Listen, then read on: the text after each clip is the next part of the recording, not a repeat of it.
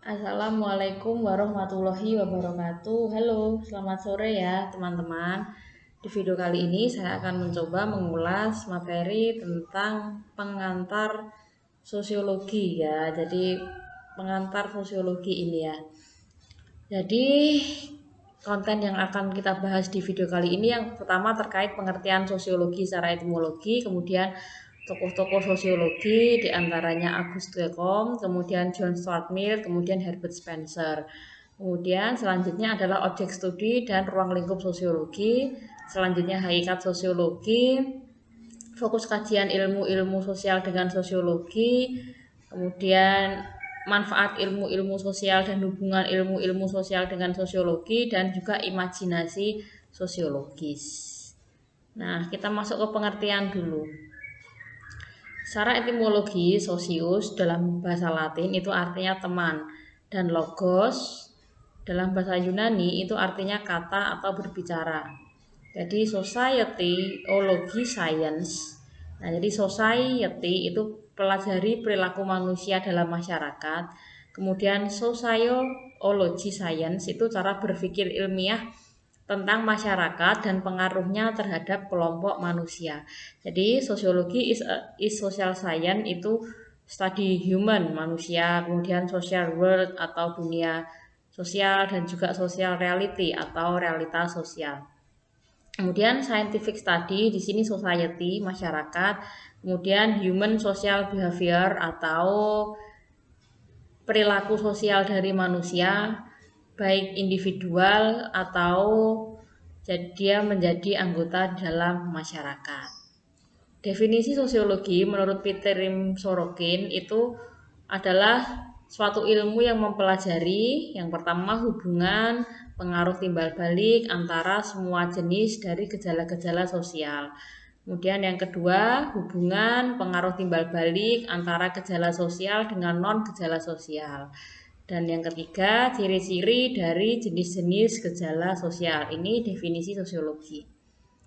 Kemudian menurut Rocek dan Warren ya, sosiologi mempelajari hubungan manusia dalam kelompok-kelompok. Kemudian menurut G.E.E. Van Dorn dan juga C.G. Lemers itu sosiologi sebagai pengetahuan tentang struktur-struktur dan proses-proses kemasyarakatan yang bersifat stabil.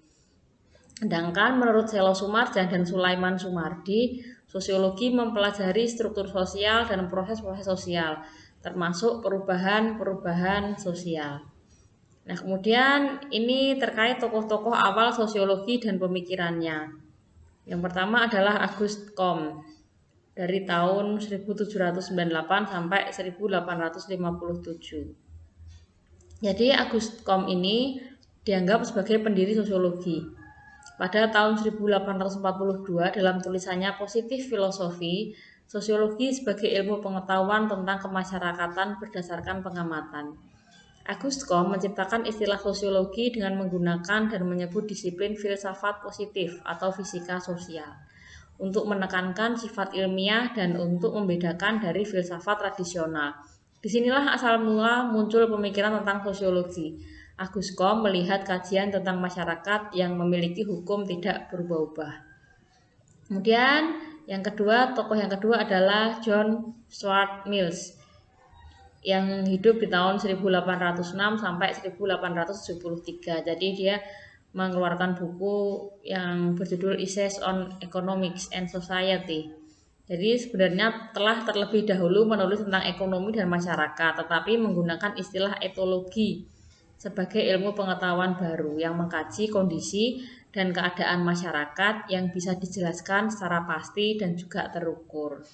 Kemudian tokoh selanjutnya adalah Herbert Spencer di tahun 1820 sampai 1903 yang menempatkan ide tentang masyarakat seperti sistem organisme dan mengatur diri sendiri. Maka disinilah Principles of Sociology.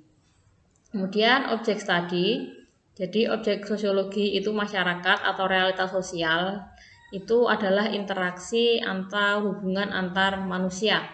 Jadi sosiologi mempelajari realitas sosial dalam masyarakat. Menurut McIver dan Page, masyarakat merupakan jalinan hubungan sosial. Jadi masyarakat selalu berubah. Yang kedua, ruang lingkup. ya, latar belakang keluarga, kemudian kelompok, organisasi, etnis, kelas sosial, agama, dan gender. Jadi kesemuanya tidak bersifat individu atau orang per orang, tetapi bersifat sosial atau kumpulan dari orang per orang. Ini hakikat. Hakikat sosiologi yang pertama, sosiologi itu adalah ilmu sosial yang berisi tentang gejala-gejala kemasyarakatan. Dua, sosiologi adalah ilmu yang tidak bersifat normatif. Tiga, sosiologi adalah ilmu pengetahuan murni dan bukan ilmu terapan, walaupun sosiologi dapat digunakan untuk pembangunan masyarakat. Empat, sosiologi adalah ilmu yang merupakan abstraksi dan hal-hal konkret atau empirik. Lima, sosiologi melihat atau mencari pola-pola yang bersifat umum dari gejala sosial yang ada di masyarakat. Dan enam, sosiologi merupakan ilmu yang didasarkan kepada fakta empirik dan bersifat rasional. Kemudian fokus kajian ilmu-ilmu sosial dengan sosiologi. Psikologi menganalisa tingkah laku individu, sedangkan sosiologi menganalisa tingkah laku masyarakat. Jadi bedanya psikologi individu, sosiologi masyarakat. Antropologi menganalisa kebudayaan manusia, melihat kebudayaan sebagai basis masyarakat dengan mencoba melihat berbagai kehidupan masyarakat, bagaimana keterlibatannya dan perubahannya. Sedangkan sosiologi melihat budaya sebagai bagian dari konfigurasi yang rumit dari sistem sosial. Kemudian ilmu politik mengkaji tingkah laku politik masyarakat, filsafat politik, organisasi pemerintahan, partai politik.